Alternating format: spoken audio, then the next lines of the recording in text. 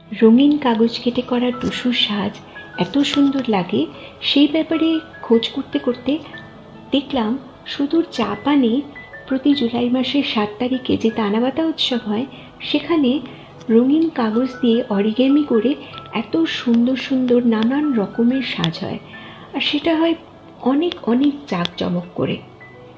তবে সেই সব বলার আগে শুনি এই তানাবাতা উৎসবের পিছনে থাকা যে লোককথা সেটা। লোককথা অনুযায়ী স্বর্গরাজের কন্যা ছিলেন অরিহিমে। তিনি ছিলেন বুনন কর্মী। তিনি আকাশে বসে দেবতাদের জন্য অপূর্ব বস্ত্র বুনতেন।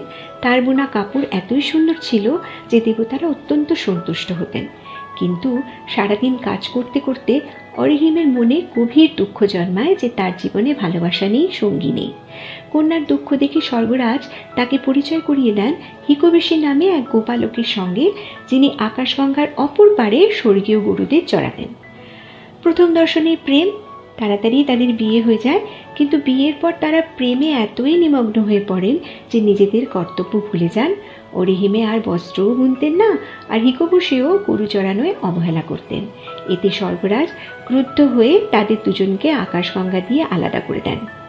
অরিহিমে অঝরে কাঁদতে থাকে। কন্যার কান্নায় দুঃখিত হয়ে স্বর্গরাজ শর্ত দেন যে যদি তারা সারা বছর নিষ্ঠার সঙ্গে নিজেদের কাজ করতে পারেন, তবে বছরের মাত্র একদিন, সপ্তম মাসের সপ্তম দিন, তারা মিলিত হতে পারবেন। তানাবাতা উৎসব সেই দিনটি পালন করবার জন্যই তৈরি হয়েছে। বিশ্বাস করা হয় কাক বা ম্যাকপাই পাখিরা ডানা মিলে সেতু তৈরি করে দেন, যাতে দুই প্রেমিক প্রেমিকা আবার মিলিত হতে পারেন। টুসুতে যেমন মেয়েরাই প্রধান, তেমনি প্রাচীনকালে এই উৎসবে মেয়েরাই প্রধান ছিলেন। কিন্তু বর্তমানে সবাই মিলে জাঁকজমক করে এই তানাবাতা উৎসব পালন করে জাপানে। মেয়েরা তানাবাতা উৎসবেও রঙিন কাগজে নানান সাজ সরঞ্জাম বানান এবং প্রার্থনা করেন যেন তারা সেলাই, বুনন, ক্যালিগ্রাফি, সঙ্গীত এরকম নানান শিল্পে দক্ষ হয়ে উঠতে পারেন। এই তানাবাতাতে নিয়ম মাফিক নানান রকমের কাগজের তৈরি সাজ বানানো হয়। যেমন তানজাকু, ছোট রঙিন কাগজে নিজের ইচ্ছা, প্রার্থনা বা স্বপ্ন লেখা হয় আর বাঁশে ঝুলিয়ে দেওয়া হয়। ফুকিনাগাশি, লম্বা ঝালরের মতো কাগজের সাজ, যা অরিহিমের বোনা সুতো বা তাঁতের প্রতীক, শিল্পকুশলতার কামনাকে এটা বোঝায়। অরিজুক, কাগজের সারস পাখি, দীর্ঘায়ু, শান্তি ও সৌভাগ্যের প্রতীক। কিনচাকু, ছোট থলির মতো কাগজের নকশা, সমৃদ্ধি ও সঞ্চয়ের প্রতীক। আমিকাজারি, জালের মতো কাগজ কেটে তৈরি নকশা, যা ভালো মাছ ধরা ও সমৃদ্ধ ফসলের কামনাকে বোঝায়।